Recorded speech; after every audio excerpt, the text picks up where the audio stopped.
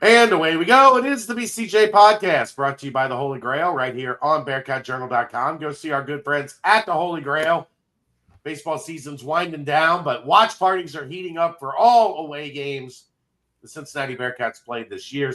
Bearcat Journal will be there. I will be there to take in the action as the Bearcats, all the rest of the road games, Big 12 road games. So as the Bearcats plow through their Big 12 schedule and into basketball season. We'll be there for some basketball games as well. So stop down, visit our good friends at the Holy Grail. While you're there, get yourself a Cincy Light. Remember, 50 cents from every Cincy Light purchased at the Holy Grail is donated back into the student athletes at the University of Cincinnati. So support those that support us and get down to the Holy Grail. Great food, great drinks, and ice cold Cincy Light.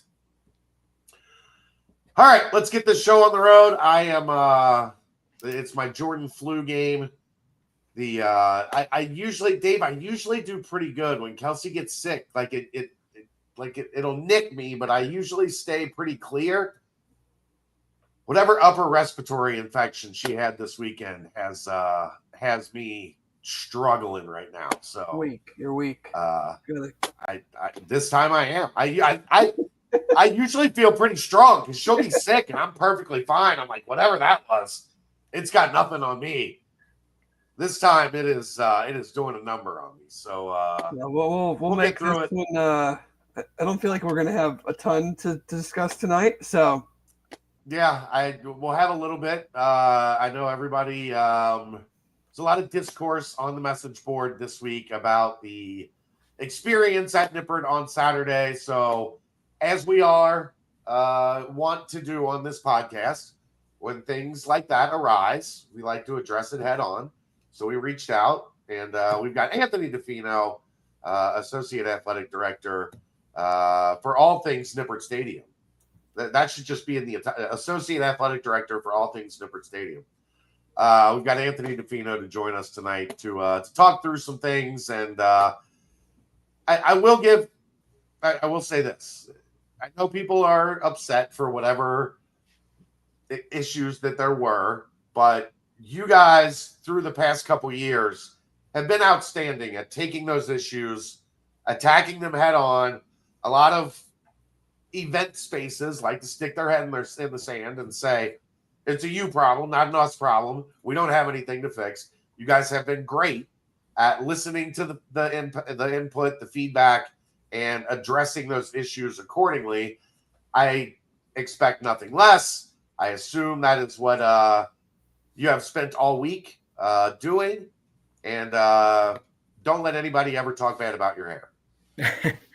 Appreciate you allowing me to come on. Sorry I couldn't hit the preseason timeline. Chad will keep you from talking so you could recover a little bit. But appreciate that lead in. Never shut up. I've done this stuff without a voice. All right. I got in trouble at one of my daughter's volleyball tournaments, and I didn't have a voice. It's like, I can't speak. How are you mad at me? Nobody can hear me, but I never shut up, so it's fine. Well, I'll try to help you out, and I know usually when I'm on here, it's Dave's show, but certainly I want to meet some of these things head on. We've had 300 days to prepare for our football game, and I think we listen to our fans. We try to adjust as best and refine as best as we can from surveys and talking with fan councils and doing everything we can. And certainly sometimes when we make an adjustment, it doesn't hit. So we got to recognize that, if we sift through the surveys and the emails and what I do in 6 months prior to game one, I try to fit into 6 days between game one and game two with our team. And certainly we've heard loud and clear from our fans that there's some things we've missed on, some things we have to answer questions for. And overall, we're proud of the last 4 years and some of the things we've done. Expanding Nippert to include 2 other venues, which is TUC and Fifth Third Arena, and all the great that came with that. But we can't rest on that. We got to continue to refine and get better. And certainly I appreciate the opportunity to come on here tonight and To me, I take everything personally. If you know who I am, I wear my heart in my sleeve. I take every complaint personally because, I think I've said this before, a complaint is a privilege. It's a privilege to be able to at least hear it and respond to it and try to get better. So I know there's some frustration out there, and we're willing to meet that head on and do what we can to really get to everybody's game day and make it better. We can't please everyone. We know that, right? We're never going to be 100% approval rating, but we're going to try really hard to do so. So thank you for allowing me to come on tonight. When you had the chance to feel the game experience live and then get home, obviously, you've made yourself available, which is, I'm sure is to you, it's very important, but then also you are going to get what that means.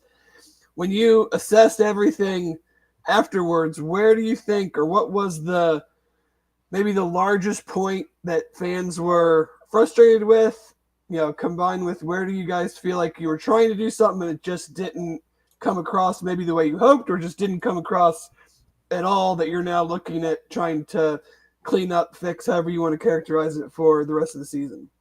Yeah, no, I appreciate that question. I will say I'm proud of our teams. I think I'm proud of everyone that puts on a game day.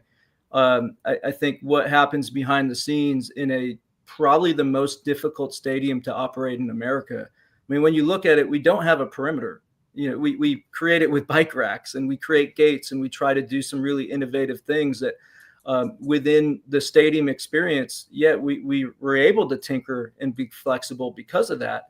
But the teams that make this happen, between Andre Cioldo's crew or Associate AD Facilities and Maggie McKinley and Gary, who runs SidExo Live, and that's why we placed Sydney Shelton in a role that she's in now to really look at the fan experience in football, men's and women's basketball, and volleyball.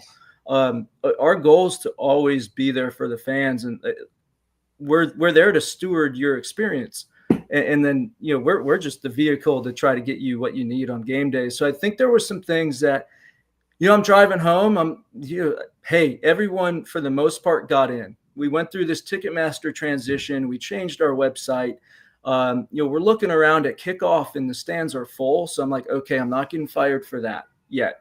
But yes, there was some need for patience at the gates as we learned a little bit from the scanning perspective. A lot of our staff comes in only for game day.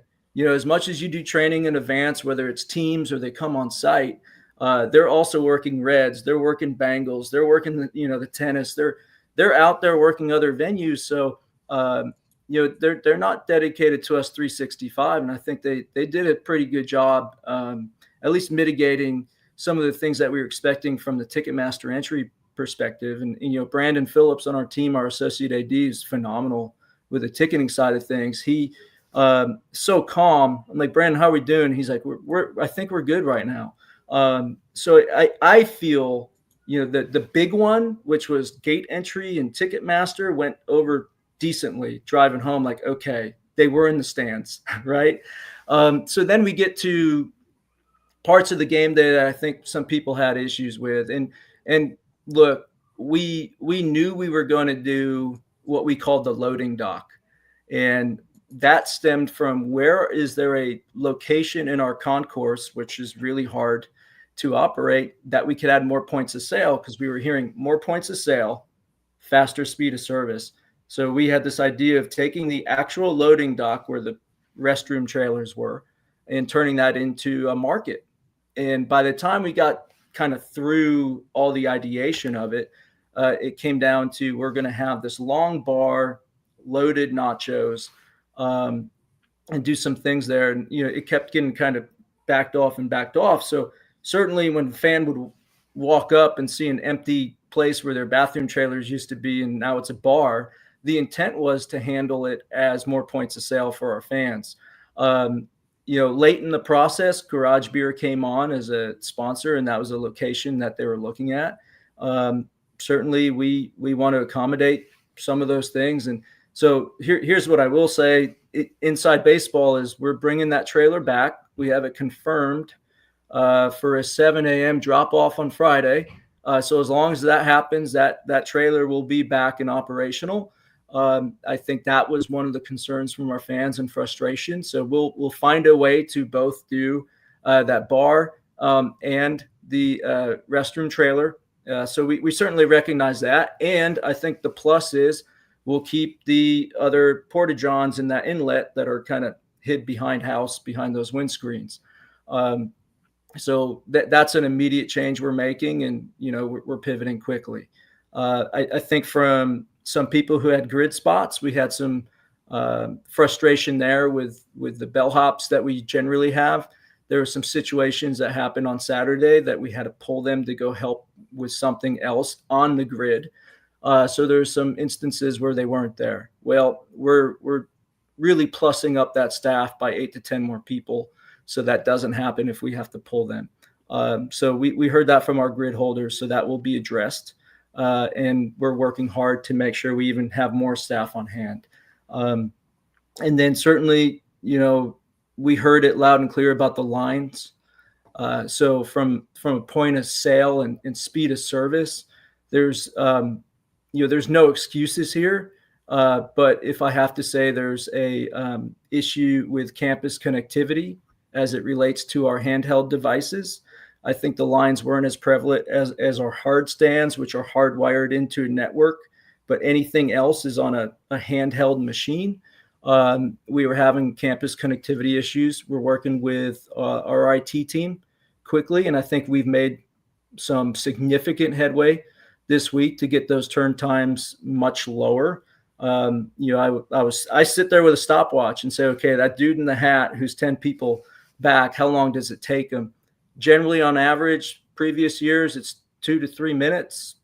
This game was around 7 because it just wasn't connecting to the credit card portion of it. So we've made some significant strides, and I think that's what was leading to some of our lines. But from an IT perspective, the campus connectivity issues are things we just have to deal with and navigate. So I apologize for that, but I think we've made some headways to figure out how to speed that up. Then, we certainly had one about the hawkers. I've had a few emails about just the hawkers situation. So I'm talking a lot here. So cut me off if you need to jump. You're good. I think that one to me always seems to be they're never able to make it down into the stands because they're just always captured on the concourse level. And I don't even know if there's anything realistic you're not going to tell them to tell people, no, I can't serve you, I got to go down this row. But at the same time, it's like you don't want to tell people that they have to get out of their seat to come get a beer or a soda or whatever. Yeah, it's almost like I prepped you on this, but I didn't. So you hit the nail on the head because we were having some turnover time issues at our stands and on the concourse. They were getting grabbed by people as they were trying to go out to stands, rightly so. We call those line busters, and that's fine. So I think the turn time in the concourses was certainly hurting how we got hawkers to the stands. We're a little short on hawkers. You can imagine you have to be trained and serve safe, and you also want to be a hawker. So in a city like this where you have other multiple sporting events going on, they made a decision, and we were shorted a little bit, but that won't be this case this weekend. We have verified that we have almost triple the staff size that we're going to have from last game. And we found our bright yellow tuxedo T-shirts. You won't miss them. So they will be in what we had planned all year long, bright yellow tuxedo T-shirts, which, we're trying to have a little fun, right? It's sports. So certainly having them more visible will be important to us. And that will be the case on Saturday.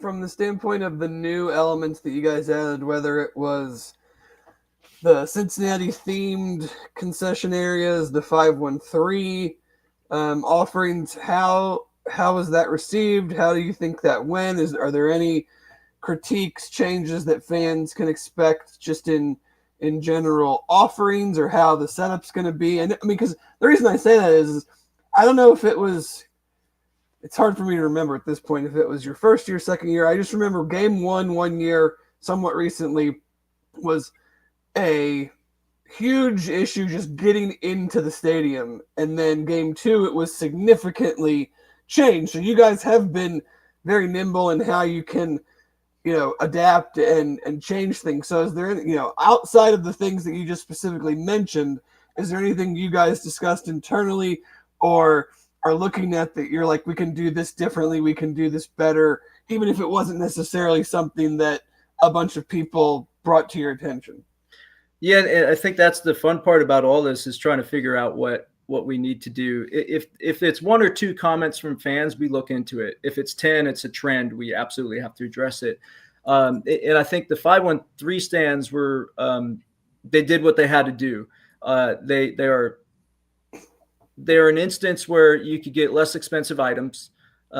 It's a pared down menu, so it's meant to be faster. Obviously, with some of the connectivity issues, that should speed up going into this weekend. But I saw one of them encases the student section, which, if you know anything about our students in the past, they don't necessarily engage the concession areas. This game, we saw them engaging at a very strong rate. So for us, bringing that down, we saw a lot of families engaging it. So I don't think there's much to change there. We'll tinker, right? But I don't think we move away from that. We did hear a lot of comments, again, back to a trend, which signals to me that, although we had more points of sale, we took away some points of sale that were convenient to people. So some of those coolers that you saw that were kind of the grab and go area under, on the concourse on the west side, certainly we're looking to roll some coolers back out there and really bring back some 16-ounce cans that people are looking for. Certainly we heard that the 24-ounce cans isn't something that everybody wanted. So we'll give the opportunity really to go and get some 16-ounce cans again. I've read some emails to me about the prices of beer and canned drinks. So there's a distinction that we have a 24-ounce beer now for $17 and a 16-ounce beer for $11. So the change of price of 4 ounces per or 4 cents per ounce, we didn't really see as like a major factor. But what we heard in all of our surveys was speed of service, and they didn't want to keep going back to the stand. So we said, okay, if we increase the size of the beverage, that will cut down on the amount of times you're coming back. So certainly I think we need to find that happy medium and give people who have, the need for a 16-ounce beer versus a 24-ounce beer, just give them more variety in that. Certainly from a draft perspective, we're working on fixing some of our drafts in the stadium. We do have an older stadium. We have one stand that has kind of older draft lines that we're still working on. So, Gary and I specifically, I don't think you could think of a better partnership. We talk 17 times a day about everything related to the fan experience. And, we take it personally again, and, we get this feedback. I get an email, I forward it to Gary. He goes, all right, I'm on it. So I think that's been the week we've had. And again, it's not a stressful week. We're honored that people are at least bringing this up to our attention and saying, this is what we need. I get worried when people don't tell you, right? And just, get so frustrated they walk away. So again, I love feedback. Our team loves the feedback. We're not annoyed by it. We're not upset at it. I think if anything, we're frustrated with ourselves that, I have to wake up in the morning and know I made a decision that ruined somebody's day in some sense. And I don't like doing that. Like, my goal is to please our fans and steward their experience. So again, anything you see, we might not be able to complete if it's personal to you. We'll try, but if there is a trend, we're certainly going to address it. So I think we've heard our fans loud and clear between game one and game two, and within 5 days now, we've made some headway to make that experience better. And we're not looking for pats on the back. We're looking for fans to be happy and walking out of that game, win or lose, saying it was a great experience. how did you think? I know there was some new elements added to Shakely and that side of the stadium. What was your kind of findings that you guys had from game one for that area? Yeah, more picnic tables. So we put that order in. I think we undershot the amount of seating we'd actually need. I think our fans really enjoyed that area. With somebody who has kids, I do it myself. Hey, go over there, go on the bounce houses. Daddy's going to watch the big screen. So I think I have a wish list that I'd like to make happen out there. My staff jokes with me every single day when I say I actually want a carousel, or tilt-a-whirl or anything on that lawn. I'm going to get it done at some point, but it's just a matter of safety and security and some of that. But that's the type of atmosphere we want out there. We're working towards it. So step one was, let's build a location where people could go and sit down, picnic tables, and have that beer hall type feel. As we pilot these or try these things out, the feedback over there, we didn't hear much, which tells me, okay, we got it right, at least for now. And then, so kind of two-sided, if you split that field in half, you have kind of more of the adult side, right?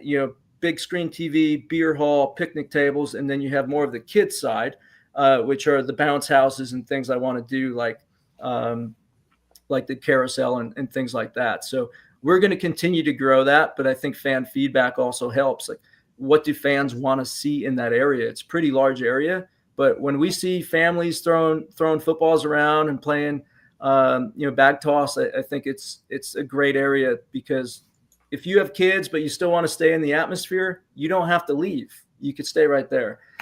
So I think that area will continue to be refined, and I'm not going to touch it until we have some really great ideas that we really want to attack. So I'm welcoming all fan feedback on that.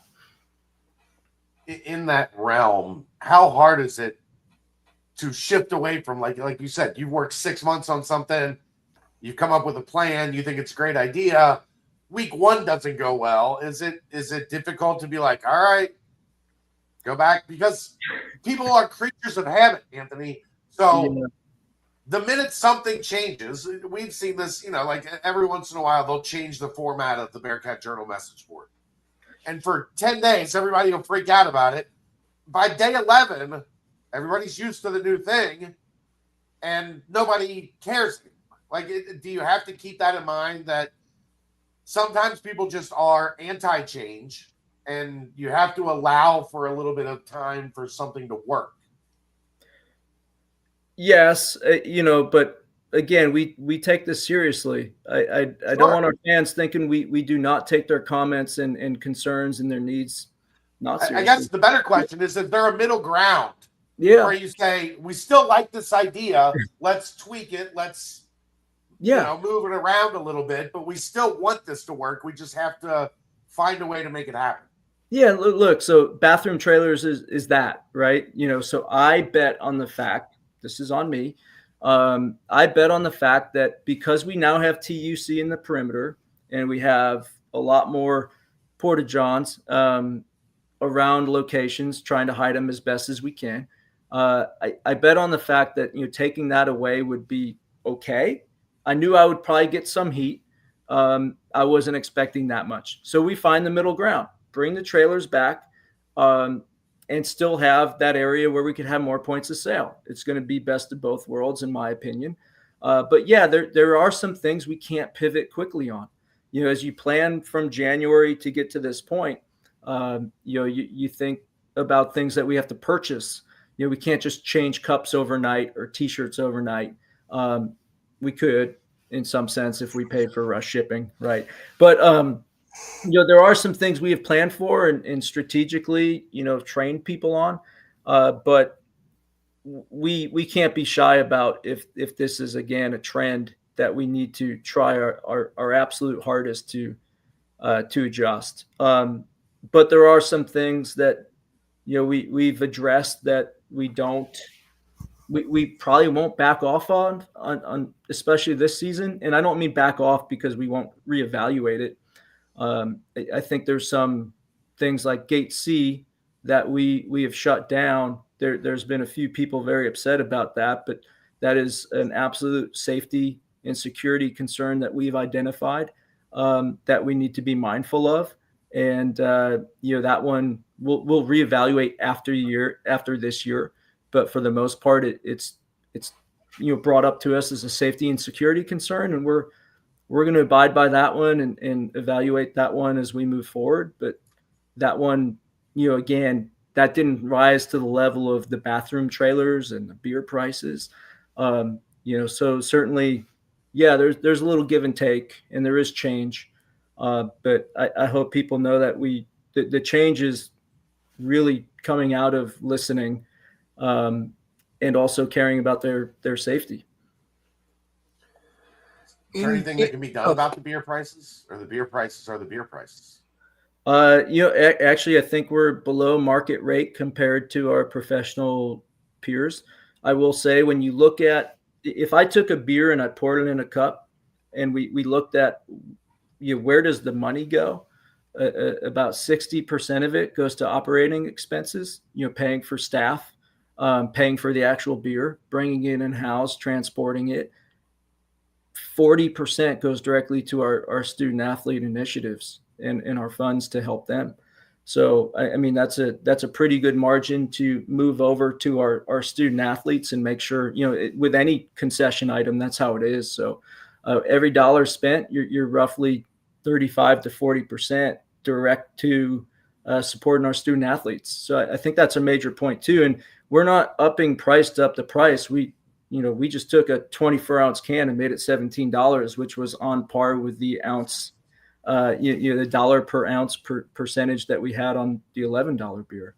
But we'll bring more 16-ounce beers back in via some of those coolers and grab and goes, because we understand that some people just don't need 24 ounces.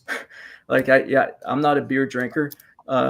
I couldn't envision myself drinking a whole 24-ounce beer. I would go for the 16-ounce. So, all shapes and sizes, we're trying to get it right for everybody, but still we have 35,000 people that we have to plan for.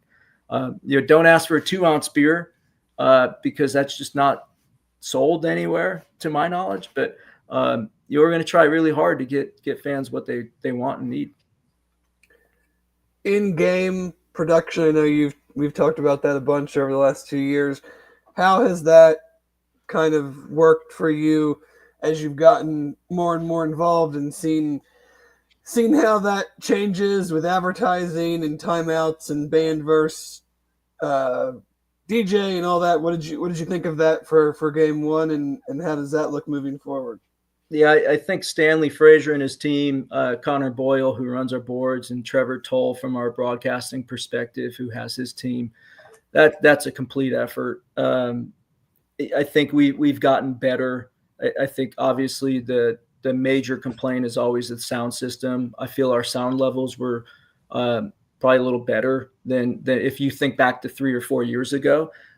Certainly, we still need to have a long-term plan for that fix. It is still a top 3 fan concern, and we're continuing to look at ways to address it. But from a game day perspective, we had Ryan Holmes and Cincy Sports Partners finally stood up from July 1, and certainly taking care of our sponsors and putting them in game and trying to find the sweet spot of it all. But I told Stanley preseason it's all about the band.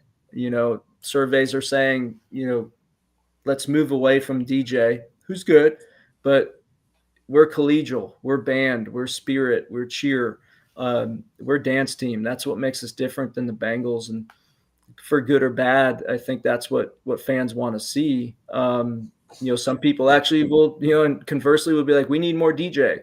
I get those emails. So it's like, you got to strike that healthy balance. But I think our game production was strong this past weekend. They'll continue to refine it. We still haven't really opened up to all the bag of tricks. So we're still hanging on to a few things. But I think, for game one with Cincy Sports Partners and all the elements from our sponsorship team that we had to throw in there, I thought Stanley and his team did a great job. I think anytime you look at the stadium at kickoff and it's full, any team would just die to have that. So I go back to the fans, and how supportive they are and energetic. I mean, the students drive the energy, our fans drive the energy, and we're just there to play music. So, yeah, and watch a football game. And I think every time we could do that, every Saturday we have, and you come in Saturday with us, we're here to just do just that. So I think the game production was pretty darn good, if you ask me, comparatively to where we've been, especially because I feel the audio got a little better. We have some new video boards in. Those are helpful. They really changed the dynamic of the stadium in some ways, knowing that now the full LED has been completed and we can put more things up there. And, we've heard comments on those too. So we continue to listen. Chad, you got anything else for Anthony? I don't think so. I think we're good. Yeah. Do like people stop you? Do they know who you are now? Or like game day, you're walking through and people are like, "Hey, DeFino, get over here." Some people, and then others, I try to be a little bit more proactive. If someone looks like they don't know where they are in the stadium, I'll go up to them. But I actually really think this is about the fans, and they certainly send me emails, and I'm happy to receive them. It's been fun trying to navigate this. I think out of my 4 or 5 years here, this has been post game one the most I've received in terms of emails and concerns from our fans. So we're working really hard. I gotta tell you, I hope people appreciate game two in a way that just shows we are listening. And if not, I always say, come to me, right? My email address is on the website. I'm willing to give out my personal cell phone right now. Like, text me. We'll take care of something. I don't know if that's something you guys care if I give out on the show, but I will put your number out on this show. No, absolutely not. I don't mind it. It starts with a 315, so don't get mad at a Syracuse kid. But that's how much I care, and that's how much I'm willing to go.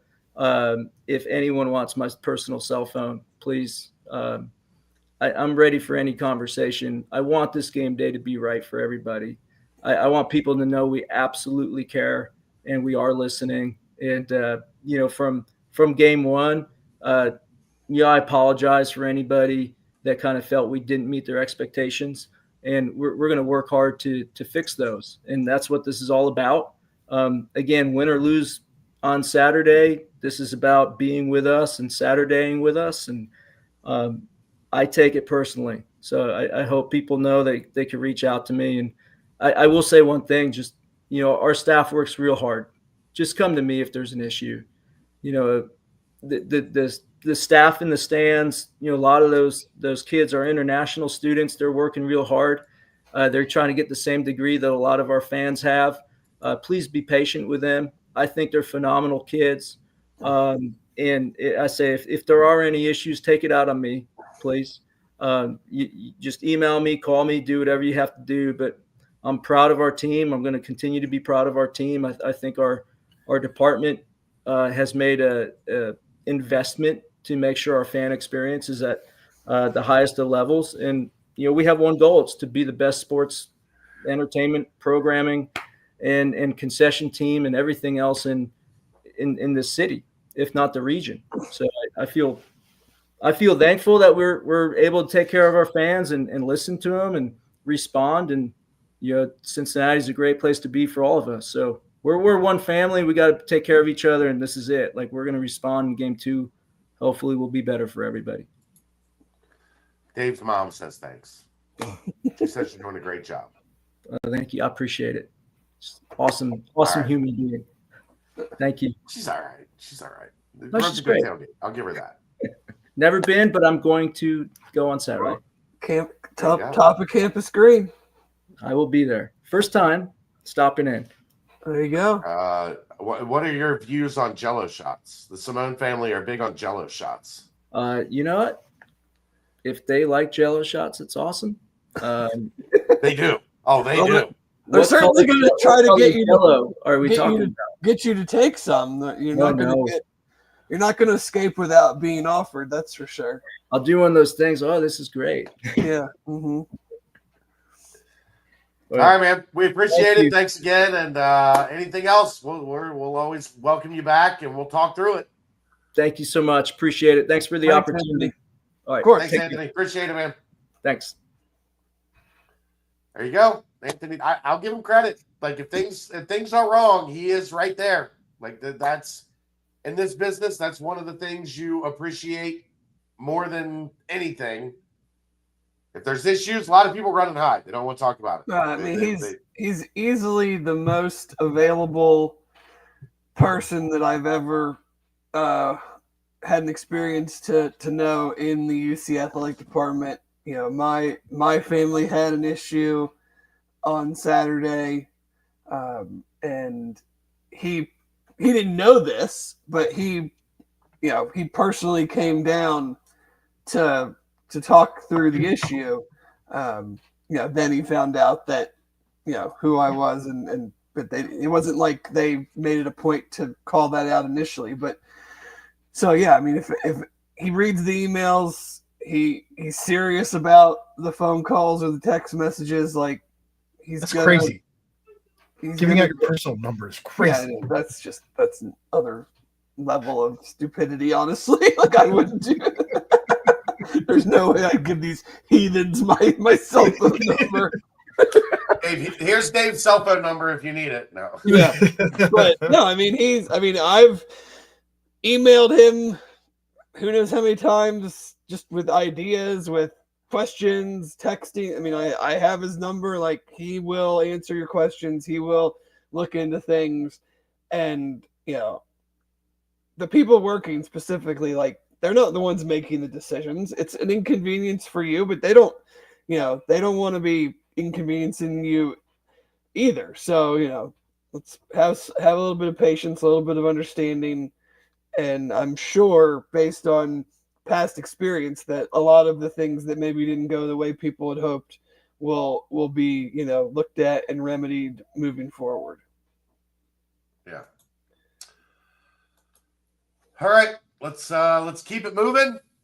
Let's get to the first timestamp of the night. Brought to you by Turtles Brew, 0 sugar, 0 carbs, gluten-free. It's a bourbon-infused sweet tea. They have 5 flavors. They have lemonade tea, strawberry mint, cherry lime, raspberry peach, orange, vanilla. There's more than 50 locations in Greater Cincinnati, over 100 around Ohio. If you're looking for the location nearest you, it's a great tailgate drink. Go to turtlesbrew.com and you can find where you can buy it today. Hey, Jason, what's going on, man? Let's get to our final bow on the Bowling Green game. Brought to you by our friends at Home Field Apparel. The newest item from Home Field Apparel in the UC collection is the crew neck. It's a red crew neck. It's got the stripes on the wrist cuffs and on the waistband. Very sharp looking UC gear, and Home Field, just plain and simple, has the best retro UC gear on the market with the old marks. I love the gray hoodie with the Bearcat on it. I love the red with the cats. Although maybe we need to get them to get a Cincy one out. That seems to be the new thing. But go to homefieldapparel.com and get all your new Cincinnati retro branded gear today. All right, Dave, we said we weren't going to probably learn much from Bowling Green. I don't think we did. I honestly, I walked away from it going, okay, like they were up 24-3. They had a chance to put the game away. They didn't.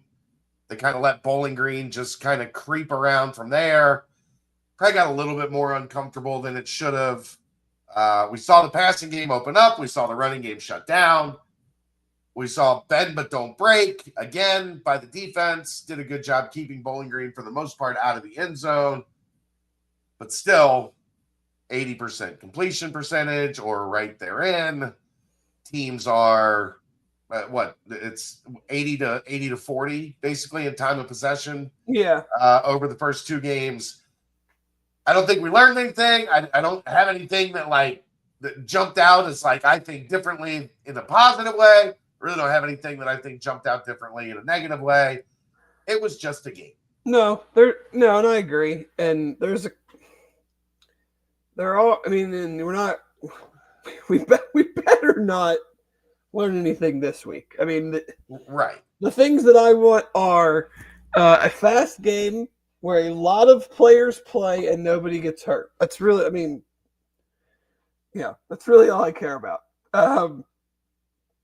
There are specifically defensively, which I didn't think I'd be taking this stance through 2 games. I felt better about the defense coming in than I felt about the offense. But there's a couple trends defensively that are I don't even know if I should say like starting to worry me, because again, it's 2 games. It's totally different teams and where they are in the landscape of college football, and then game 3 isn't going to say anything. So it's like it's almost like a talk to me after Iowa State about these things, but there's a couple things that I'm concerned about. One of them is passes defensed. They're 124th in the country with 3 total. Yeah. And and you guys talked about it a lot on Monday night, and maybe there'll be some adjustments, but again, we're not going to see that. I mean, we might see it in actuality this week, but that's not going to really mean anything for Big 12 play. Right. In the sense of like, I get it. You play a 3-3-5, you play some off coverage, you want to play bend but don't break. At the same time, though, if a team like Bowling Green is really, without really trying to throw the ball down the field, is able to kind of, not, I won't go as far as to say like do whatever they want, because they certainly didn't do whatever they want. But like, if they're able to dink and dunk and nickel and dime you because you're playing off and because you're playing zone, then what is Jalen Daniels, Rocco Beck, and Sawyer Robertson going to do? Mm-hmm. And, we've talked a lot about pressure and havoc at the line of scrimmage, and that's maybe not what this defense does, because, it's harder to do because doing a little bit more at least. Well, here's my thing is like, you guys talked about like pressure makes diamonds. I look at it as like pressure bursts pipes, right? How are you going to get turnovers if you're just letting, like, if you're freely saying like, we'll do the bend but don't break thing, and we're going to let the plays happen in front of us. We're going to rally. We're going to tackle. We saw kind of what happened last week when you don't tackle as good. Right. That's the concern. But then you have to be damn near perfect if you're going to play that style. You can't say to me, you're kind of speaking out of both sides of your mouth. Like, we got to get more turnovers. We got to create more disruption. We got to create more havoc. But we're also going to play a defense that's bend but don't break. Right. Those 2 things don't really go together. Right. Like, if you're not going to put pressure on the quarterbacks in Big 12 play 8 times out of 10 are not just going to throw you the ball. Like, when they do, it would help to catch it. If you're not going to put pressure on them, then they're going to take the 5, 6, 7 yard completion, because eventually, regardless of how many guys you have back in coverage, someone's going to get open, and they're going to have time to find that person. Right. I mean, we've talked a bit about like sack numbers and tackle for loss numbers are on a much better trajectory than they were last year. But especially against Bowling Green, I don't know if you guys touched on this or if you felt this way. If they didn't sack the quarterback, there was no pressure. Now, a lot of it was very quick throws and underneath stuff because they were in 2nd and 6, 3rd and 2. Which harkens back to something I talked about with Jeff on Sunday morning, was like, you're not going to get pressure and you're not going to be able to force turnovers when you're never forcing the other team to be in 2nd and 9, 3rd and 8. Right. And when they did get those, that's why Bowling Green was 6 of 16 on 3rd down. Right. It wasn't like they had a great 3rd down percentage, but just so many of the 16 were fairly short yardage. Right. The 6, I think almost all were. The 6 that they converted were of the easy variety. Like the pass defended number kind of coincides with that they're 106th in first downs allowed. And yet they've only given up 40 points. Right. Which then goes into the time of possession. And I'm not a big time of possession guy, but when it's 2-1 and the other team is not scoring, but they're eating up 6-7 minutes, 11, 12 plays, 55 yards, and a field goal, or 7 plays, 35 yards, 5 minutes, and a punt. Like, you're going to lose the field position game, regardless of how good your special teams are. Like, if you're just not able to get them off the field, if you're giving up that many first downs, in Big 12 play, you're going to end up losing the field position game. For sure, because 2 first downs, especially if they've got, a decent punter. If you start at your 30 and you get 2 first downs, you're at midfield. Even if you just barely get 2 first downs, you're at midfield. And they're punting to your 10. So, it's a self-fulfilling prophecy almost, Dave, because they're eating up clock, they're winning field position. You're having to drive 85, 90 yards almost every time, which I think this is a better offense. I don't think by any stretch of the imagination anyone here is looking around at each other and saying, man, this offense is elite. Well, it's right now. We've seen what elite offenses look like. This ain't it. No, again, 2 games, 2 data points, vastly different opponents. But I mean, these analytical numbers take this into account. I mean, they're 70th in offense in SP+. That's bottom half of the country. I mean, 2 of the first 3 drives against Bowling Green were 3 and outs? Yeah. That happens too much. It's credit to UC for not being a dink and dunk offense, but the success rate is not good enough at this point. Now, against Bowling Green, they hit a bunch of explosives, right? Which great to see, necessary. We won't know how much that translates into Big 12 play until we get to Big 12 play. But given what we saw against Nebraska, it was refreshing to see that they were able to hit those. But again, there's no middle game, Dave. There's very little intermediate stuff in this offense. No. And my concern defensively is still going to be what it was last year. It's that we're calling, and again, I'm going to feel like I've already said this like 4 times. It's too early to make any wholesale determinations. But my fear is that we're still in a situation where we do not trust the defensive backfield enough to put the needed amount of pressure on the quarterback to get into a situation where you can force turnovers, and that when we get into better competition with better wide receivers and better O-lines and better running backs, that the bend but don't break philosophy will just yield itself to, instead of Bowling Green taking 11 plays to go 75 yards and score a touchdown, it's going to take Baylor 7 plays to go 75 yards and score a touchdown, because the really, really good quarterback, we're not pressuring him enough because we were afraid to put the corners and safeties into one-on-one situations because they have much, much better wide receivers that we're going up against. And then if that ends up being the case, then really nothing changed from last year.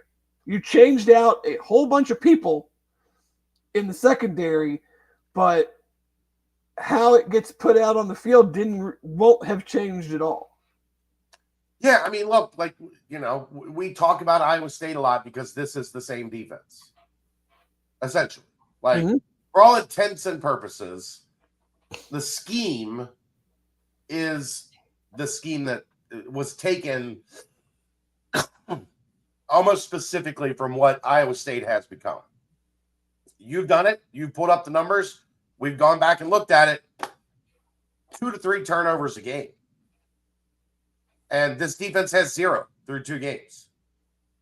And honestly, like difference. Fumbles to me are just, that's like a fumble luck thing. I mean, like, should they have recovered the one again when Dylan Raiola fumbled? Absolutely. But you can't count on those interceptions. And that's why I'm like, the passes defended thing is so concerning to me. Is like, it'd be one thing if, for instance, like the Bengals game, I don't think the DBs played great, but they were around the receivers enough to take advantage of errors that the Browns made.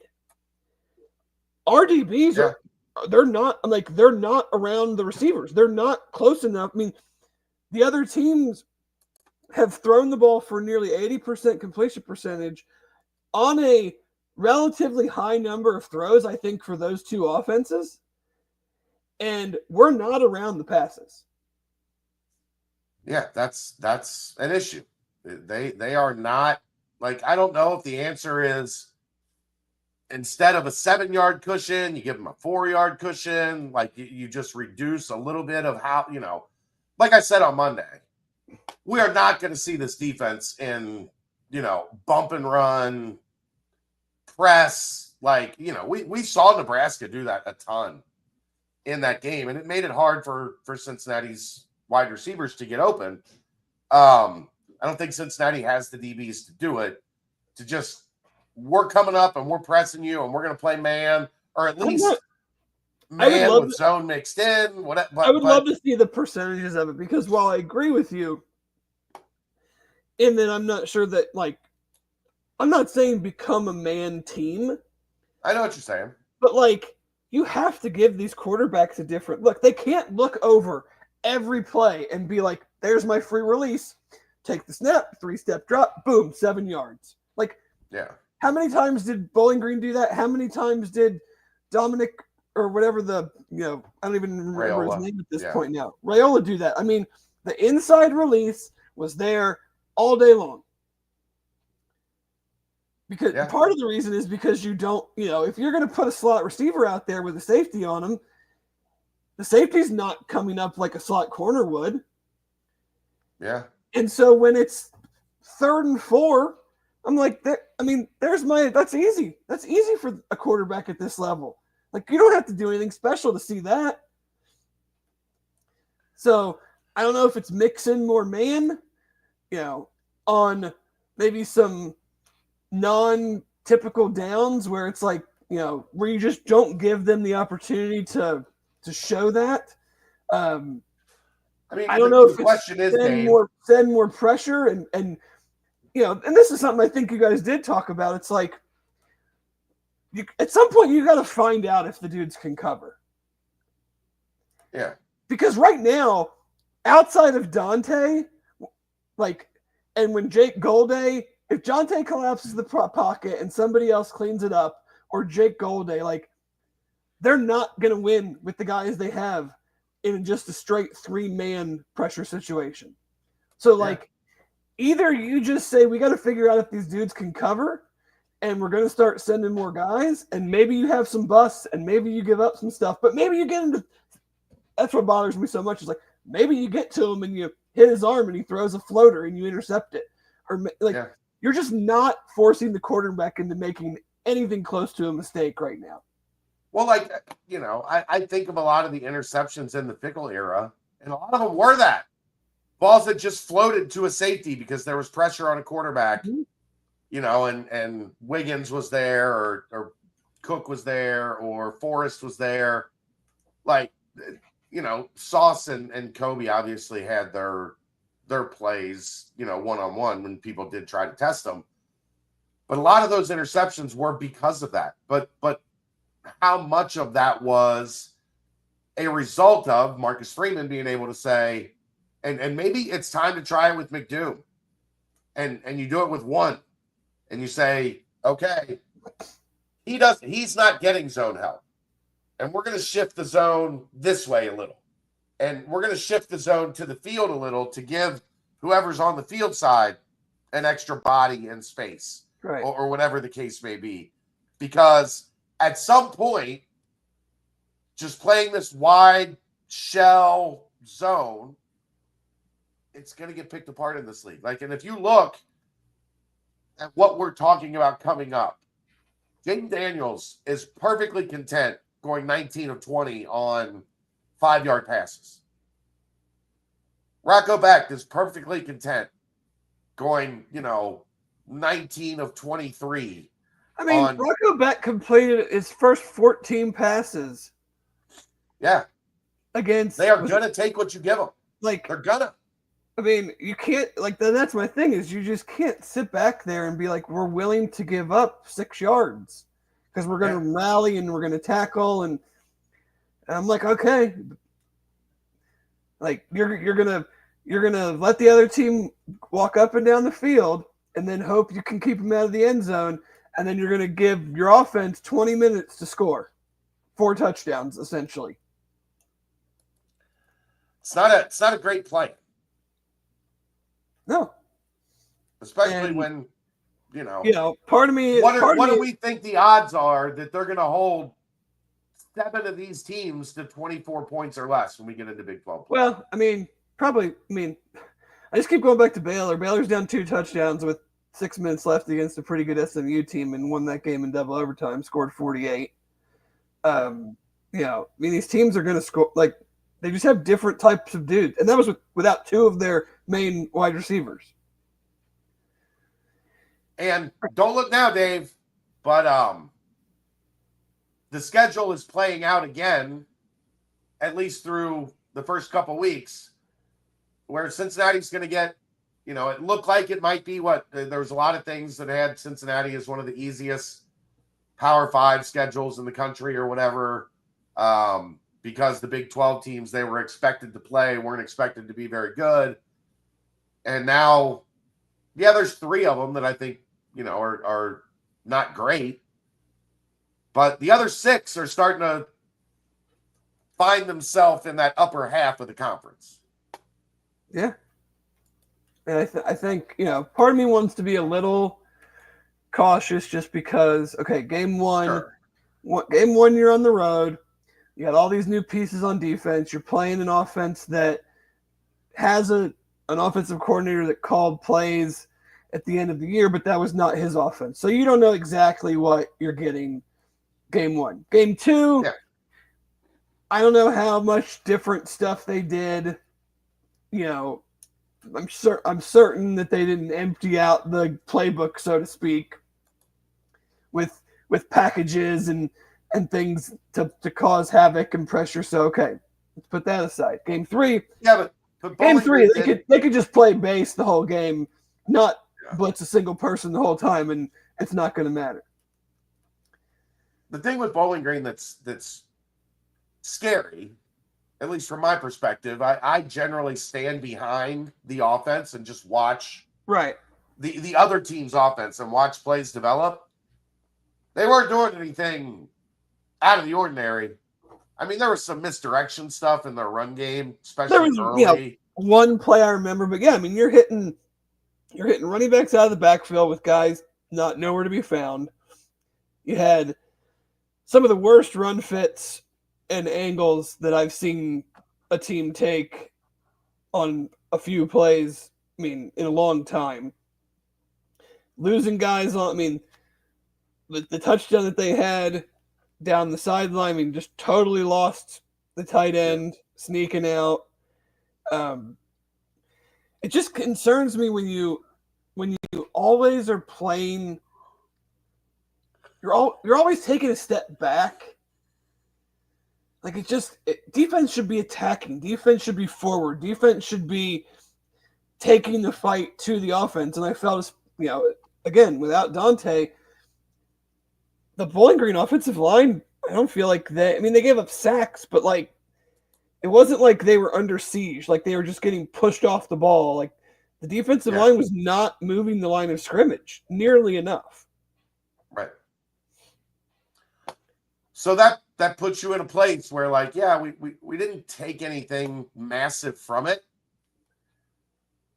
but there are some trends starting to develop that are concerning. Yeah. That are at least like raise eyebrows. Okay, that's put a star in that. Like we got to watch going forward to see what they're able to do to adjust to that. Because the other thing, Dave, as you know, we are at a point in time where this is a TV show. It's an entertainment product, right? There isn't much entertaining about watching your team have the ball for 20 minutes a game. Nope. Unless you're, if this offense goes back to the Brian Kelly days and they're scoring 45 points in those 20 minutes, okay. All right. I don't think we're there. So it is not, watching the other team, 1st and 10, 2nd and 6, 3rd and 2, first down, move the chains, 1st and 10, 2nd and 6, 3rd and 4, first down. Then you get a stop and they punt. You take over at the 7. You might get 2 first downs, but you're at the 30. Now you punt. They've got the ball at their 25, 30-yard line. It's just, it's not something that is super compelling in an era where attention spans are very small. You have to captivate your audience. And this is not super captivating as a viewing product simply because you're setting yourself up for a bunch of 24-20, 27-24. We are a very transparent and honest group. You and I especially. I was watching the game on Saturday, and I just was like, I'm so bored watching this game. I never once was like, oh shit, Bowling Green might actually win. Never even crossed my mind. Never crossed my mind. So it wasn't even like getting stressful when they, would cut it to 14 or whatever. I was just like, this is just the epitome of just like playing with your food and existing. And and I'm not saying you have to placate to the fans by running some certain kind of offense that scores 1 million points, but then you give up 1 million points. But hey, it was exciting because both teams scored 50, but we lost again. Like, that's not what I'm saying. But, and I don't know what it was. I don't know if I felt like the whole kind of tenor of the game changed when we didn't score a touchdown on the first drive of the second half after 2 explosive plays. And then you run like kind of the thing that annoyed me about the Nebraska game was you got back into the like, let's fool them with some eye candy and put Cyrus Allen in motion. Then we'll try to use him as a decoy and slip a tight end or a wide receiver behind him. And that didn't work. And you throw it away. You run it on 2nd and 10. You get a yard. You throw it on 3rd down. You incomplete, kick a field goal. Okay, whatever. Then you give up the kickoff return. They go down, they don't score, you hold them on the 4th down, but then they just drove it all the way down to your 11 or whatever the hell it was. You fumble 2 plays later, then they score, now it's 24-10, and we're just like, the third quarter's almost freaking over. Yeah. And we ran 7 plays, because it was 2 explosive plays, and then 3 plays, 3 and out, and then 2 plays, and the second play was a fumble. So you ran 7 plays in basically the third quarter, and your 24-3 lead is now 24-10, and everyone is taking a nap, including the players. It's just not, and especially, Dave, right now, as it currently stands, what we've seen through 2 games. They are playing a style of football that is going to require a lot of close, knockdown, drag it out type games to be victorious. And they have not won those games. They have not showed us that they are capable of winning that style of football. Right. Like, that's not, like, people got annoyed with Mick Cronin basketball. But it won a lot of games. Well, I used to trade tweets every year with Bill Conley at ESPN when he would put out his projections when Fickle was there, and he would say, like, they can't keep winning all these close games. And I'd be like, they've proven that they can keep winning all these close games. So when you say they're only going to win 6 or 7 games, I'm going to tell you don't know what the hell you're talking about, because they've proven to you that they can keep winning all these close games, that they have the dudes and the coaching staff and whatever to make the play when it mattered the most. And they almost always did. Almost always did. And right now we're looking at a group that has not done that. And in fact, like, up 24-3, don't fumble the damn ball. Like, take care of the ball and go down and score and make it 31-3. And then everybody feels a whole hell of a lot. Anthony probably doesn't get as many angry emails. It's always like one little blip in every freaking game. Nebraska game. You don't play good on offense, but guess what? You find yourself in a game you're down 13-10 in the second half with the momentum. What happens? You give up a touchdown drive on that very next series. Yeah. Bowling Green, you're up 21-3 at halftime. You have the ball first. You go right down the field, and you can't score. And then what do? You just turn around. They kick the field goal. Well, field goal. But then what do? You just give up a long touchdown drive or long drive. They didn't score, and then you fumble. And it's like they cannot figure out a way to step on the other team's throat. They cannot figure out a way to go, it's 21-3, we're going to go right down the field, we're going to score a touchdown, and then we're going to kick it off to them, and they're going to go 3 and out, we're going to get it back, and we're going to score again, and it's 35-3, and this shit is over. That just doesn't happen. It hasn't happened for 2 years and 2 games. But Jason, they've done that in years past. They've gone down by 2 scores and they've come back, made it close, haven't been able to win. Like, I get what you're saying, but no, they haven't done that as much. But I mean, that was the Nebraska game. It was Texas Tech. It was Colorado. Like, there were, I think, 3 or 4 games last year where they were down a considerable amount, put themselves back in a position to win, and then couldn't get across the finish line. So, I mean, ultimately, I agree with you. They haven't shown they can win those games. They have shown they can get back in them. But, I mean, this is a team that has to play. I would just like to see a game against a Big 12 team and maybe, where they just, like, jump on them early and ride that momentum to a win. Yeah. I mean, they kind of did West Virginia, I guess, and then gave it away. Well, I said the ride that to a win part. Yeah. I know. Hasn't happened much. And we're 18 Big 12 games in. The fact that I can direct from my cold and flu medicine-induced brain, I can think directly to the games where these situations were prominent. It tells you few and far between, Dave. Mm-hmm. Few and far between. Northwest State. Woof. They hadn't won a game in 2 years. They did get a win in week 1. And then,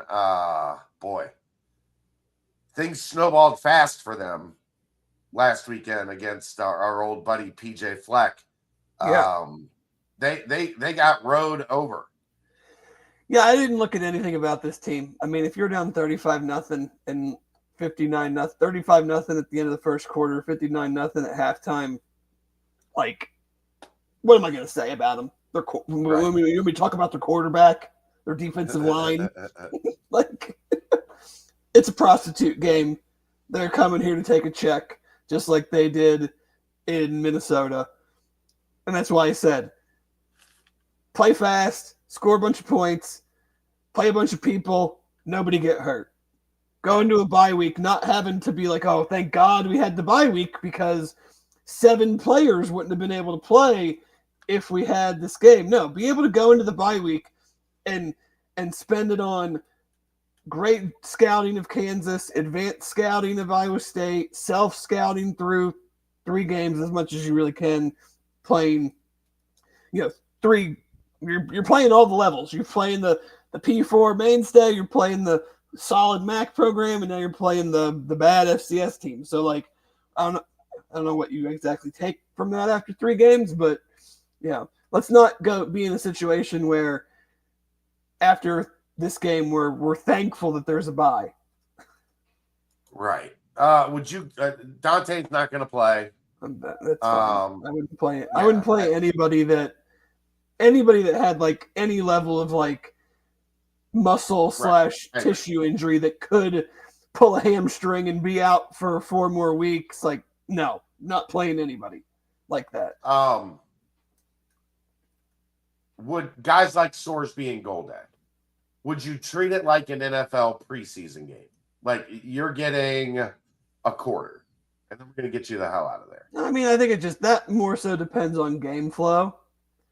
Like, it shouldn't. Well, but I mean, like, if you got 2 possessions and you in the first quarter and then you don't score, I'm not taking them out. Yeah. Like, maybe I would. If you scored 4 touchdowns in the first quarter, then yeah, absolutely. If you score 35 again, just like Minnesota did, sure. Get as many guys in as you can. Well, there was a bunch of pick 6 in that game, wasn't there? Like, the only thing I remember about pick 6s from last week was Oregon had 2 on back-to-back plays against Oklahoma State. I don't know about the Minnesota game. There might have been 1. I don't know. I think there was multiple.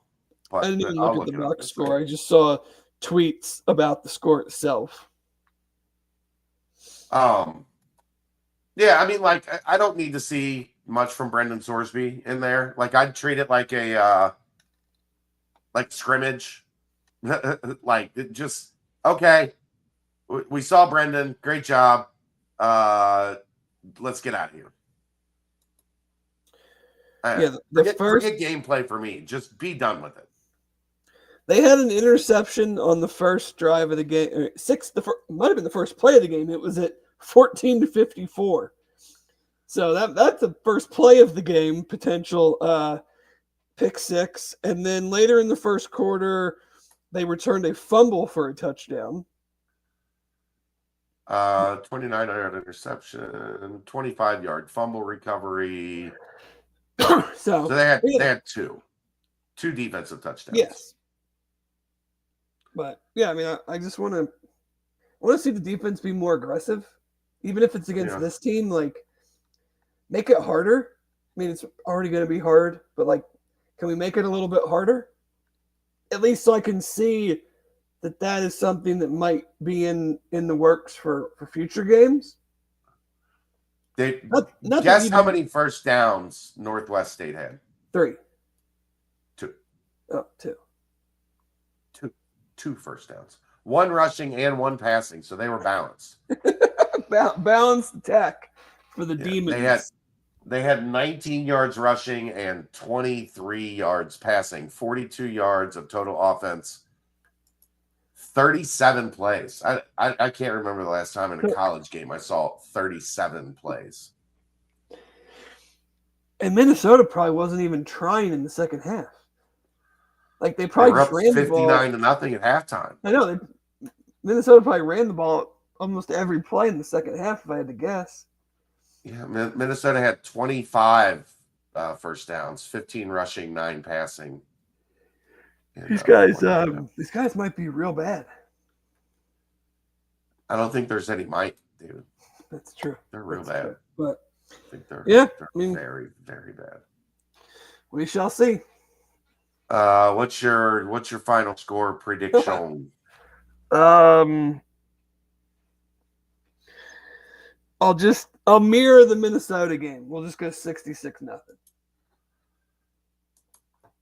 I'll go 50. I have no rhyme or reason to any of this. I'll go 52-3. I don't know. What is your threshold for yards? If they get over 100 yards, are you going to be worried about the UC defense? No, not 100. 150? If they get over 200, I might be wondering what's going on. Yeah. Just to remind everybody, there will be a brunch this Sunday, right? But then the bye week Sunday, there's no brunch. Correct. You and Jeff are both out of town that weekend. Yeah. I mean, honestly, like it's a bye week with the previous game being this game, and no reason to talk about there's not. We would have a hard time filling 30 minutes, let alone an hour. Yeah. Your mom's still here? What's the food for the tailgate? Do you know? No idea. Okay. I did want to get to this. Thrifty Walrus, who's now Thrifty Hippopotamus, I think. Something I've been thinking about for a while.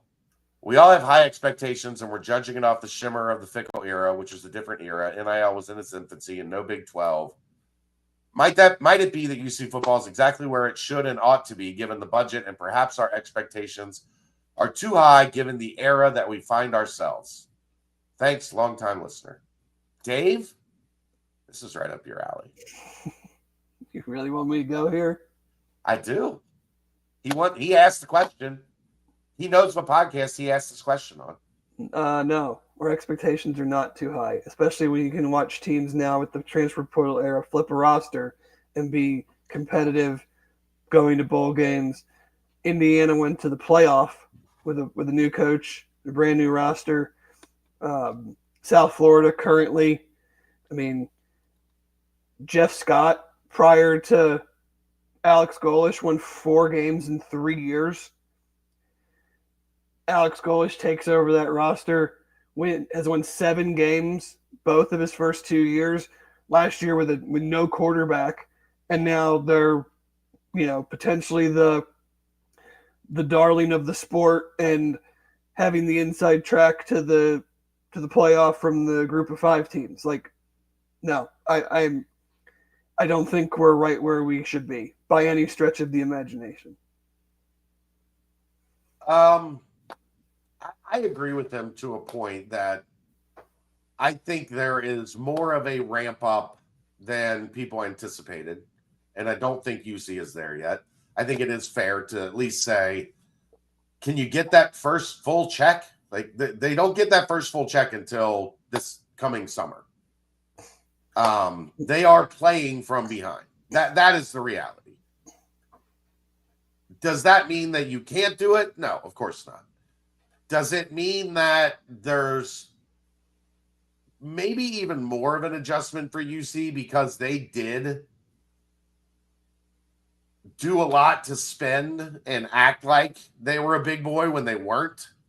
Like the purse strings are very tight right now. You redid Nippert, you redid Fifth Third, you put the IPF up. That's all money that's coming from the athletic department. Right. But that's not changing. So you either want to win, you either want to spend the money to compete for championships, or you don't. People that are making $45,000 a year want to be rich. That doesn't mean they're gonna be. They also what would Alex Golesh be doing if his USF team was in the Big 12? Well, we don't know. I mean, that's an unanswerable question. Well, we the fickle era was in the American.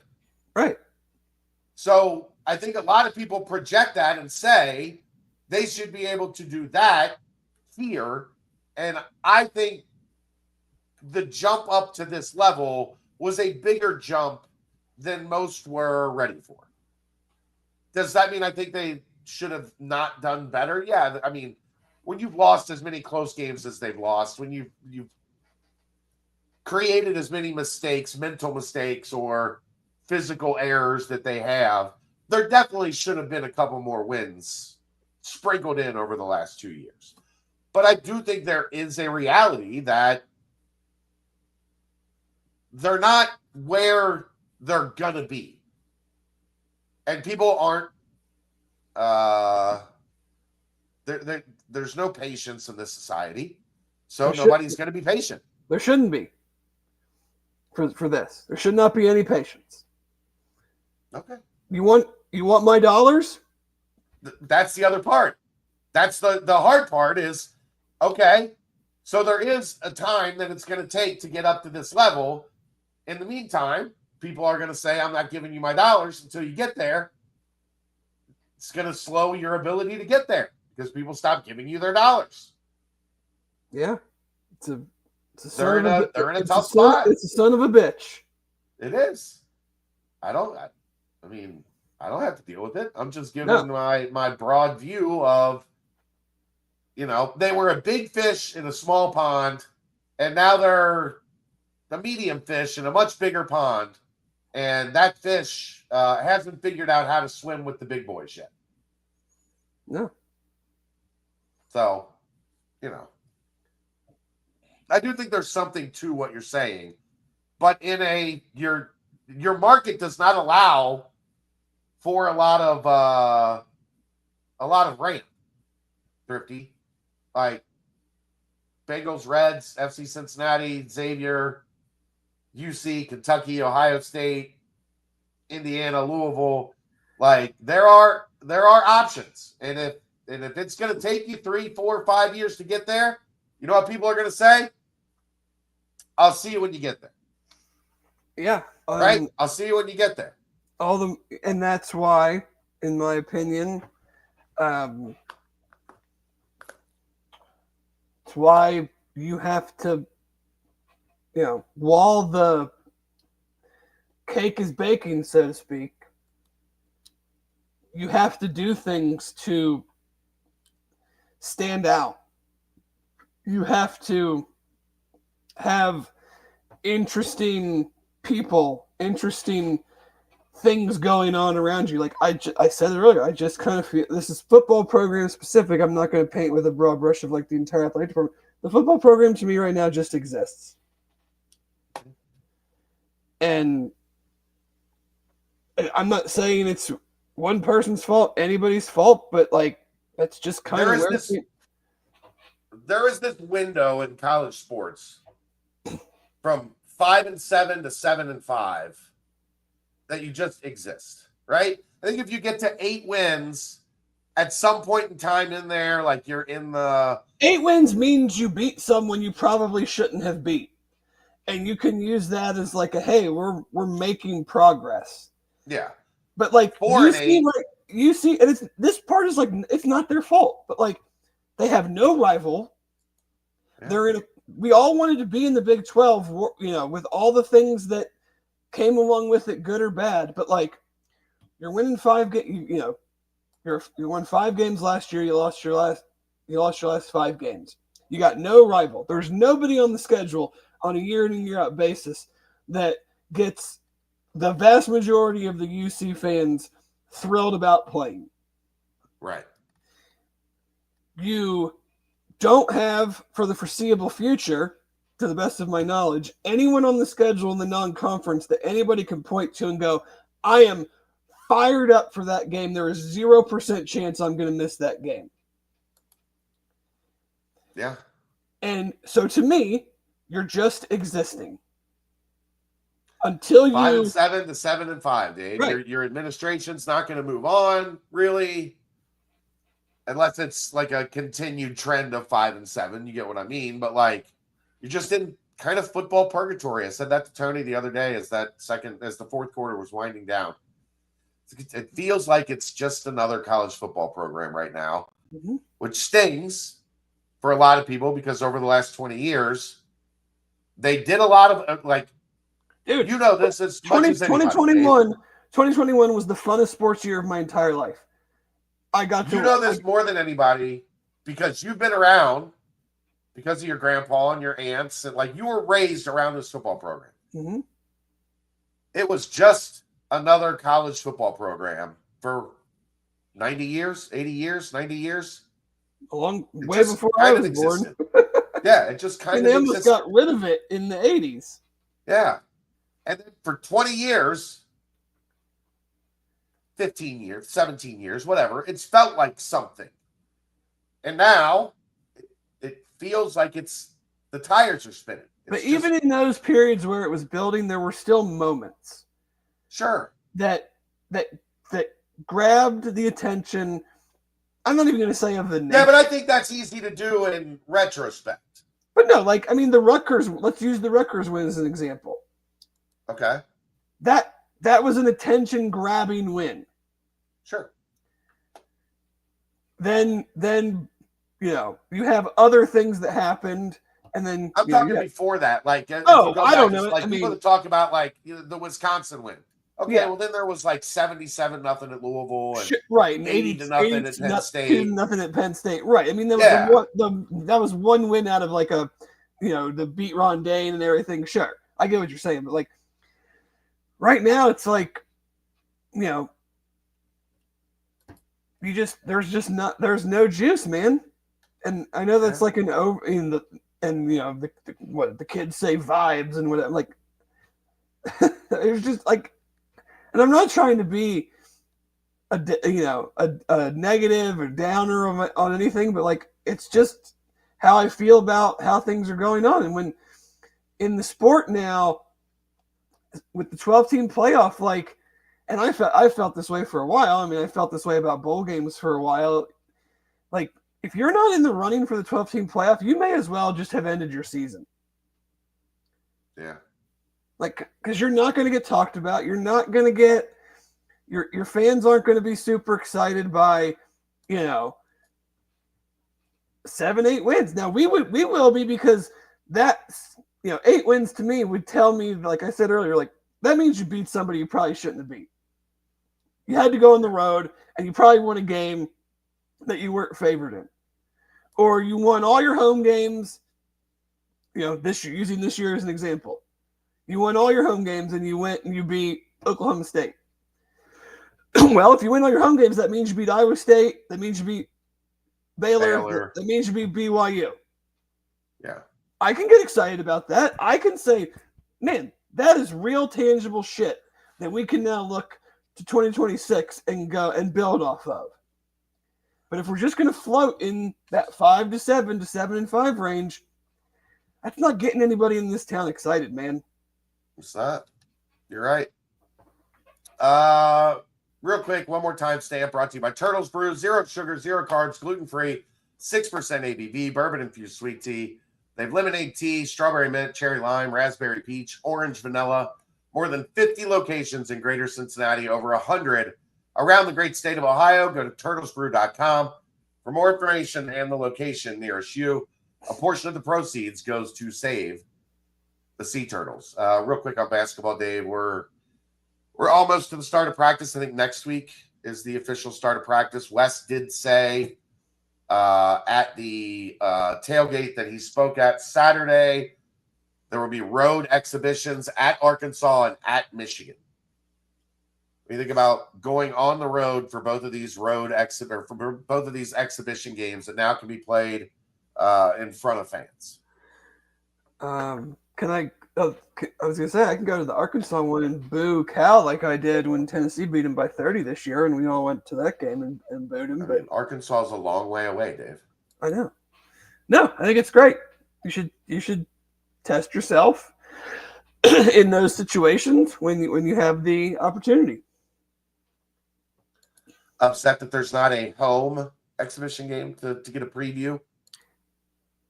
Don't care. I'm not upset. I mean, I'm not getting upset about whether there's a home exhibition basketball game. I just mean to get to see the team before, the season starts. The other thing, Lucas Atari, a 6'4", 6'5" shooting guard from Brazil, joins the team, had a successful summer, playing for the Brazil national team against Power 5, high major level competition, scored 14 against Georgetown. It's called the Global Jam, the Global Game, something. Scored 14 against Georgetown. More shooting, Dave. Yes, good. I'm all for more shooting. Don't know what he and the other new Euro that they've added will ultimately bring into this league, but you got 2 extra spots. Go get 2 guys that have shot it at a pretty high level against, solid competition. Are they gonna get him like mechanic shirts with their names on them and do like a big meet and greet so everybody can know who's on this team this year and everything? I think, Dave, I think the international prospects with this edition now outnumber the Americans. The Americans, because Jalen Celestine is Canadian, right? Yeah. So there's I think 8 Brazilian, 2 Spaniards, a Canuck, a Senegalese. Where's Kirk Risa from? Eastern Bloc somewhere. And then France. Yeah, France. And then I think there's one more. I don't know. Anyhow, it's a lot of international flavor, which Sean Abayev technically he was not born in the United States. Kakrisa is Estonian. Oh, Estonia, yeah. All right. My brain wasn't going to come up with that. I believe Abayev was born in Russia, then lived in Jerusalem, and then to America. So that's 8. Yeah, that's the 8th. 8v7. They could do U.S. versus the world. 2025 Bearcats. We are the world. And then I think they have a manager, I think, that's from Spain as well. Oh. So, yeah. Great. Grad assistant, something along those lines. But exciting stuff. That's a little bit of basketball news. Next week, with the bye week, we'll probably dive a little bit more into the start of basketball season as practice gets rolling. And, I mean, with these exhibition games, there's about a month left until we're in basketball mode. I think I'm going to roll up to Ann Arbor for the Michigan exhibition. It's on my birthday, from what I've heard. All right. All right, Dave's ready to go. I have a 6-pack. Oh, okay, Dave, 6-pack. My bad. We have a pretty good slate this week. Brought to you by Cincy Light. Every can counts. Go drink Cincy Light now. Damn it. So if you're not in Cincinnati and you're not attending the Bearcats game, the 12 o'clock window is late morning, early afternoon. That's your window to go out and do chores or to-dos or whatever you need to do. Because once you get to 3:30, then you can plop down and sit for the rest of the night. So we're going to start Georgia at Tennessee, 3:30 ABC. Georgia has won 8 games in a row in this series. I don't think Tennessee has scored over 20 points yet with Josh Heupel at coach against Kirby Smart. You have a Georgia offense that has been not very good. Offensive line very inconsistent. Receivers, I saw some graph today on the Twitter that Georgia's receivers slash quarterback depth of target is one of the lowest in the nation.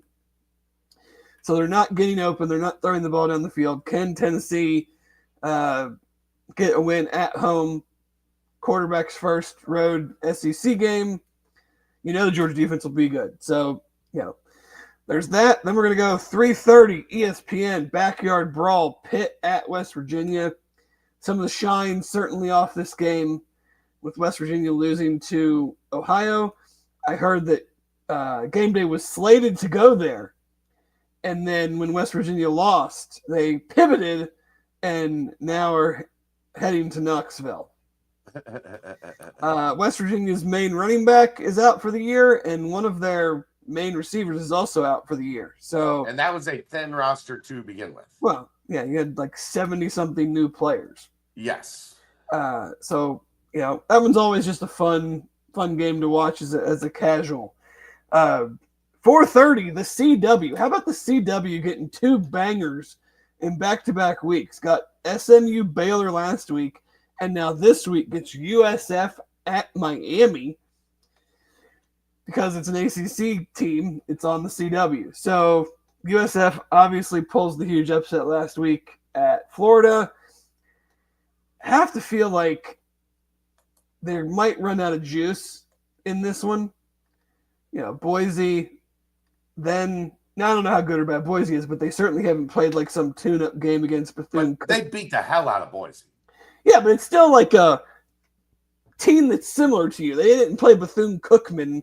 Right, that's what I'm saying. Like Boise might not be what Boise was last year, but it's still a Boise certainly should be good enough to game, not get their break speed off. So now you go to Miami, who's this. I mean, both lines. That'll be the issue in this game. I think is Miami has NFL dudes on the offensive and defensive line.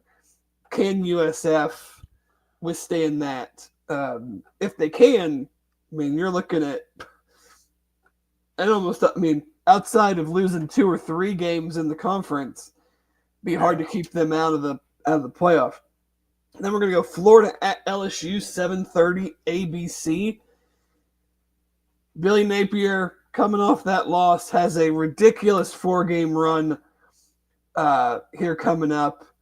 I know they play LSU. I think they play Texas A&M. Miami is in there. So, I mean, feels like dead man walking, but this series always has some very weird things happen. So just that'll be an entertaining game. Both coaches, I mean, Napier needs it to help keep his job, but BK can't lose this game either because then you just lost to a team that lost to South Florida, and hard to say you're going to be a playoff team if you drop this one. Then Texas A&M at Notre Dame, 7:30 NBC. Just a good defensive game here. Mike Elko, A&M's coach, good defensive coach. We obviously know Marcus is a good coach. Interesting to see. Take the under?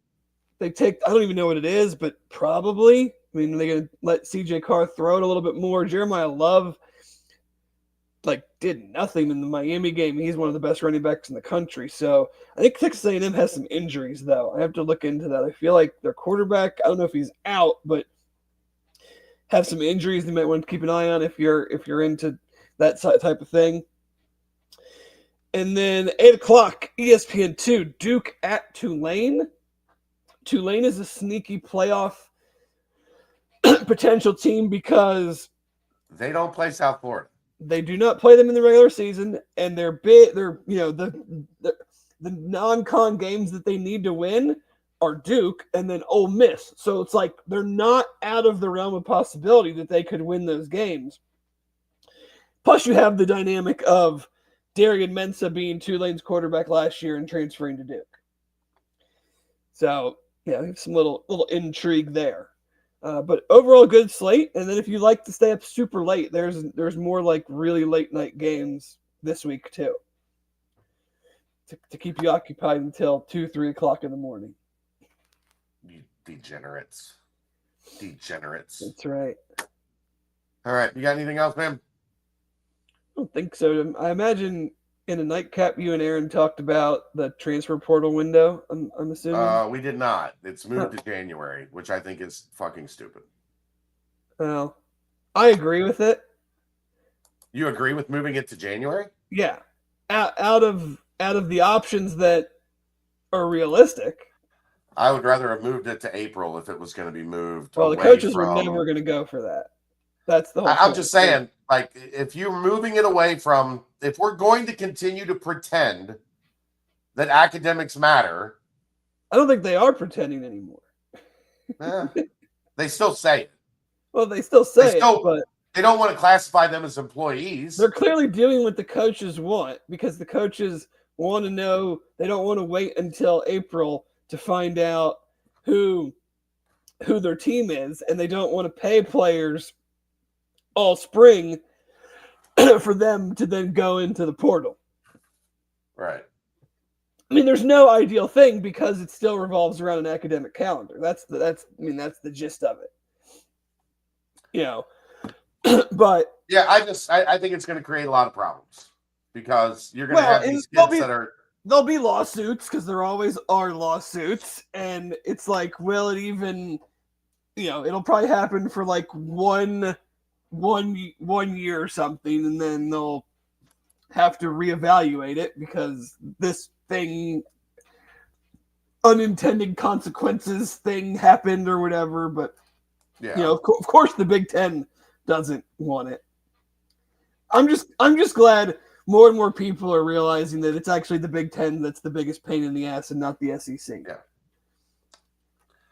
The SEC just wants to play ball, Dave. That's all they care about. They just want to play football.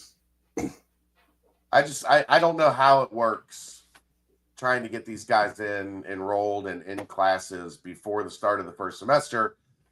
Because if not, it just creates a whole other litany of like, they just hang out. It's going to be like for 4 January 2nd till the 10th or till the 12th, something in that range. Yeah.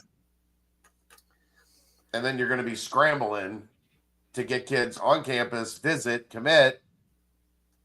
I mean, I don't know. I just think it's going to be messy. It's going to be messy. It's all messy anyway, so who the hell cares? Yeah. I have no sympathy for, like, I think, and Brian Kelly put it like, said something like, I don't know if he said it's not perfect, but it's hard to complain when you're standing on the deck of the yacht. It's like, yeah, it screws over the teams that are in the Final Four. I feel real bad for you guys. Right. We'll be okay. Like, so sorry that we're inconveniencing you on your way to a national championship. Yeah. Golf. I just saw it. I hadn't had a chance to dig into it, but obviously they had a very nice tournament in the Folds of Honor event that was, I believe, up in Michigan. So good start to the season. What did it say? The best start in the season opening event since 2021. Was that right? Yeah, I think that's what I saw. Since they won the season opener in 2021. So good start to the year. In the fall season, it's not the big season, but doesn't hurt to start stacking good performances.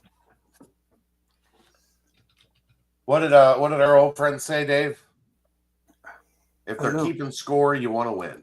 Yeah, something like that. He's got a rough one Saturday.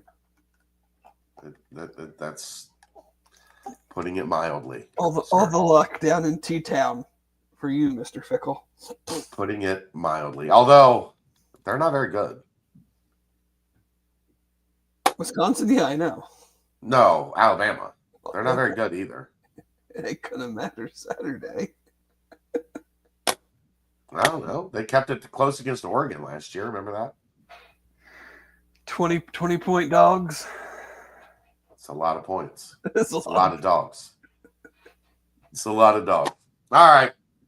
That's going to wrap it up. I guess Aaron and I still have to do a nightcap. I want to get to bed. That's the BCJ Podcast. Thanks to Anthony DeFino, by the way. Thanks to Home Field Apparel. Thanks to Turtles Brew. That's the BCJ Podcast, brought to you by the Holy Grail, live from the Cincy Light Studios, right here on BearcatJournal.com.